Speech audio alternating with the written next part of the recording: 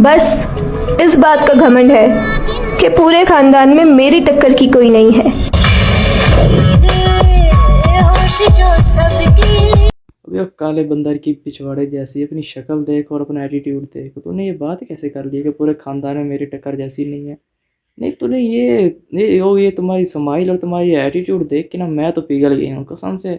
मैं पहले रोस्ट करने वाला था, ये तुम्हारी जो स्माइल देखी है ना, ये तुम्हारा शर्माना देखा है, मैं तो भाई पिघल गया हूँ। क्या बात है, क्या ही बात है। निकल लो। मुझे अपने घर जाना है। मुझे घर जाना है। मुझे अपने घर